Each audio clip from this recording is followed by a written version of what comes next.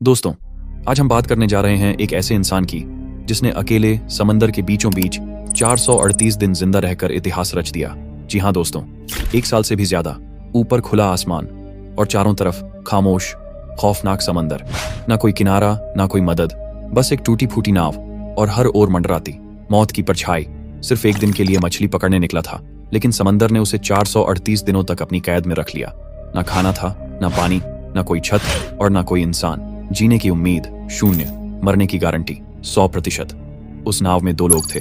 4 महीने के अंदर एक ने दम तोड़ दिया, लेकिन दूसरा, उसने मौत को धक्का दिया और जिंदगी की दहलीज तक लौट आया। दोस्तों, इस व्यक्ति ने किस तरीके से इतना दिन तक खुद को जिंदा रखा, जानकर आप लोगों के रोंगटे खड़े हो जाएंगे। तो चलिए वीडियो को करते हैं स्टार्ट। साल था 2012, तारीख थी 18 नवंबर। मैक्सिको के दक्षिणी तट पर बसे एक छोटे से कस्बे पिजिजियापान की सुबह शांत और सामान्य थी।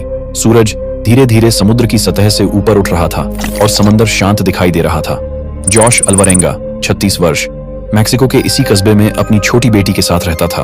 वह और उसका साथी एजिकियल कोर्दोबा 22 वर्ष, ये दोनों पेशेवर मछुआरे थे। जॉश को मछली पकड़ने में सालों का अनुभव था, लेकिन एजिकियल उतना माहिर नहीं था। वो हाल ही में इस काम में जॉश के साथ जुड़ा था। इनका काम मछली पकड़ना और उन्हें बाजार में बेचकर मुनाफा कमाना था। पिछले कुछ दिनों से उन्हें मछलियों की अच्छी कीमत मिल रही थी, लेकिन ज्यादा पकड़ नहीं पा रहे थे। इसलिए इस बार उन्होंने तय किया कि वे थोड़ी दूर समुद्र के अंदर तक जाएंगे, जहां बड़े आकार की मछलियां मिलती थीं, जिन्हें अच्छे दामों में बेचा जा सकता था। उनका इरादा सिर्फ एक दिन के लिए जाने का था, लेकिन जैसे ही जॉश यात्रा के लिए तैयार हुआ, एक अनुभवी मछुआरे ने उसे टोका, आज मत जा, समुद्र का मिजाज सही नहीं लग रहा। लेकिन जॉश ने उसकी बात को हल्के में लिया। हम बस कुछ घंटों में लौट आएंगे, जल्दी पकड़ेंगे, जल्दी बेचेंगे, जल्दी कमाएंगे। फिर जॉश और एजिकियल निकल पड़े अपनी छोटी सी 7 मीटर लंबी नाव में, जिसमें एक सिंगल इंजन था, एक छोटा रेडियो, कुछ बर्फ, मछलियां रखने के लिए बॉक्स और थोड़ा बहुत खाना। उनका लक्ष्य था समुद्र के भीतर लगभग 120 किलोमीटर की दूरी तक जाना। दोनों को अंदाजा नहीं था कि ये दूरी उन्हें 438 दिनों तक मौत और जिंदगी के बीच झूलने को मजबूर कर देगी। शुरुआत में सब ठीक था, मछलियां मिल भी रही थीं। कुछ ही घंटों में उन्होंने काफी मछलियां पकड़ लीं। लेकिन दूसरे दिन दोपहर होते होते समुद्र का रंग बदलने लगा। आसमान काला पड़ गया, लहरें ऊंची होने लगीं, हवाएं तेज चलने लगीं। फिर शुरू हुआ एक भयंकर तूफान, ऐसा तूफान जो लगातार 2 दिन तक चला और उनकी किस्मत बदल कर रख दी।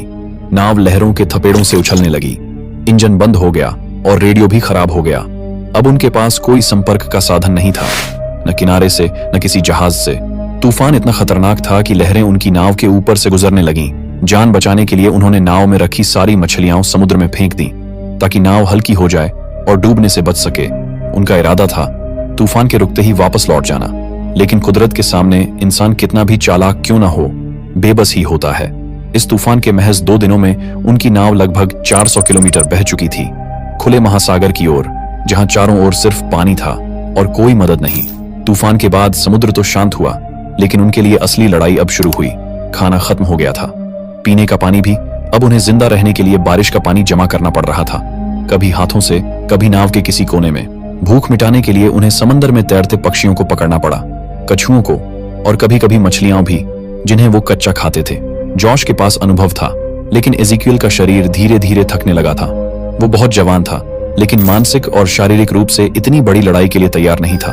फिर भी 4 महीनों तक वो जॉश के साथ हर रोज जूझता रहा, भूखा रहा, धूप में जला, तूफानों से लड़ा, उम्मीद में जिंदा रहा। लेकिन 4थे महीने के बाद उसका शरीर हार मान गया। उसे बार बार बीमारियां घेरने लगीं और धीरे धीरे वो बोलना भी बंद करने लगा। जॉश ने हर कोशिश की कि उसका साथी जिंदा रहे, लेकिन इस समुद्र में कोई डॉक्टर नहीं था, कोई दवा नहीं थी और कोई राह भी नहीं। फिर एक दिन एजिकियल हमेशा के लिए शांत हो गया। जॉश को खुद ही उसका शरीर समंदर को सौंपना पड़ा। उसका साथी, जो 4 महीने तक उसके साथ था, अब नहीं रहा। अब जॉश पूरी तरह अकेला रह गया था। जॉश नहीं जानता था कि उसके सामने अब और 9 महीने बाकी हैं, जहां न कोई किनारा होगा, न कोई रास्ता, न कोई आवाज, सिर्फ एक नाव, लहरें, धूप और उसकी जिंदा रहने की जिद। जॉश अब बिल्कुल अकेला था, एक ऐसी नाव में फंसा हुआ जो न तो किनारे जानती थी, न ही दिशा, और उसके चारों तरफ फैला हुआ था मौत से भी ज्यादा खामोश, नीला, अथाह समंदर। वो समंदर जो सिर्फ गहराई नहीं था, वो एक शिकारी था जो उसकी हर सांस पर निगाह रखे बैठा था। न कोई आवाज, न कोई इंसानी चेहरा, न कोई उम्मीद, सिर्फ लहरें थीं, ठंडी, बेरहम और उसे निगल जाने को बेताब। वक्त जैसे रुक गया था। हर दिन हर पल जॉश को यह एहसास कराता था कि ये जंग सिर्फ भूख और प्यास की नहीं है, ये जंग थी उसके अंदर छिपे इंसान के अस्तित्व की। समंदर उसका शरीर नहीं, उसकी आत्मा तक चूस लेना चाहता था। हर सुबह वो उठता तो लगता आज शायद आखिरी दिन है, और हर रात वो आसमान को देखकर सोचता क्या ये आखिरी रात है मेरी। लेकिन जब हर उम्मीद टूट रही थी तब एक चीज उसे हर दिन जिंदा रखी थी, उसकी बेटी की हंसी, उसकी आंखें, उसकी मासूम आवाज। जब जोश की आत्मा थकने लगती थी तब वो यादें उसे थाम लेती थीं, उसे कहती थीं तू हार नहीं सकता, तुझे जीना है मेरे लिए। दिन की आग जैसी धूप में उसका बदन जलता था और रात की हड्डियां जमा देने वाली हवा में उसकी रगें जमने लगती थीं। खाने के नाम पर कुछ नहीं, पीने के लिए सिर्फ बदबूदार पानी, और साथ में एक खामोशी जो पागल कर देने वाली थी। जॉश कभी कभी खुद से बातें करता, खुद को जवाब देता, क्योंकि अब वो भूलने लगा था कि असली आवाज कैसी होती है। 6 महीने बीत चुके थे और फिर एक दिन दोपहर की तपती धूप में जब जॉश की आंखें सूरज की चमक में जल रही थीं, तब उसे दूर क्षितिज पर एक विशालकाय जहाज दिखाई दिया। उसका दिल धड़कने लगा जैसे उसमें फिर से जान आ गई हो। उसने अपने कपड़े हवा में लहराए, नाव को हिलाया, चीखा, चिल्लाया, जैसे पूरा समंदर उसकी आवाज से गूंजने लगा हो। लेकिन हकीकत उतनी ही बेरहम थी जितना ये समंदर। जहाज ने उसे देखा तक नहीं। उसकी छोटी सी नाव उस नीले सागर के महासंग्राम में एक धब्बे से ज्यादा कुछ नहीं थी। कुछ ही मिनटों में वो जहाज ओझल हो गया, और साथ ही ओझल हो गई जॉश की वो आखिरी उम्मीद। जॉश अब एक टूटा हुआ इंसान था, ऐसा इंसान जो सवाल करता था क्या मैं अब कभी किसी को देख पाऊंगा। वो आसमान की ओर देखता, पर वहां सिर्फ खामोशी थी, सिर्फ लहरों की बेरहम हंसी और एक अकेली रूह की सिसकियां। 11 महीने बीत चुके थे। अब उसकी नाव लगभग 8000 किलोमीटर दूर अज्ञात महासागर में भटक रही थी। वो समंदर जिसे दुनिया के नक्शों में कोई नाम नहीं मिला, और जॉश जिसका अब चेहरा पहचानने लायक भी नहीं रहा। उसकी आंखें धंस गई थीं, गाल सूख गए थे, होंठ फटे हुए थे, और त्वचा ऐसी जैसे आग में तपी हो। लेकिन जॉश अब इंसान नहीं था, वो अब एक आदत बन गया था, जिंदा रहने की आदत। और फिर आया वो दिन, 30 जनवरी 2014। वो दिन जब किस्मत ने दरवाजा नहीं, एक दरार दी। लेकिन जॉश ने उसी दरार में से जिंदगी खोज निकाली। पानी में कुछ अजीब तैरता नजर आया, सूखे नारियल, और जॉश ने एक झटके में समझ लिया जमीन पास है। उसके जिस्म में जहां जान बाकी नहीं थी वहां एक तूफान उठा। उसने नाव को पूरी ताकत से मोड़ा और दूर देखा। वहां एक टापू था, एक धरती का टुकड़ा जिसे देखने के लिए उसकी आंखें तरस गई थीं।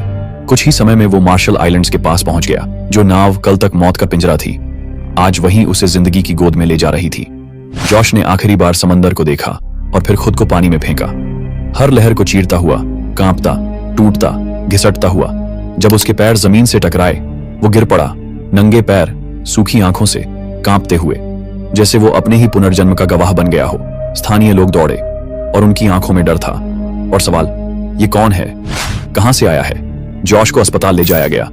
उसका वजन 60 किलो से घटकर सिर्फ 38 किलो रह गया था। पूरे शरीर की मांसपेशियां गल चुकी थीं और त्वचा के नीचे सिर्फ हड्डियां बची थीं। लेकिन ये सिर्फ उसका इलाज नहीं था, ये गवाही थी उस इंसान की जिसने 438 दिन समंदर की आग और आंसुओं में तैरकर एक ही बात साबित की, जब इंसान जीने की ठान ले तो समंदर भी उसके आगे घुटने टेक देता है। अगर आप होते जॉश की जगह तो क्या आप भी 438 दिन तक उस नरक से लड़ पाते? क्या आप भी जिंदा लौटने की हिम्मत जुटा पाते? जो भी हो, इतना तय है, जब इंसान टूटने के बाद भी बिखरना नहीं चुनता तो मौत भी रास्ता बदल लेती है। धन्यवाद दोस्तों, आपने इस वीडियो को अंत तक देखा, इसके लिए दिल से शुक्रिया। अगर आपको ये कहानी कुछ महसूस करवा गई हो तो इस वीडियो को अपने दोस्तों के साथ जरूर शेयर कीजिए और चैनल को सब्सक्राइब करना मत भूलिए, क्योंकि हम फिर मिलेंगे ऐसी ही एक सच्ची, सनसनीखेज और रूह तक हिला देने वाली कहानी में। तब तक के लिए अलविदा और दिल से धन्यवाद।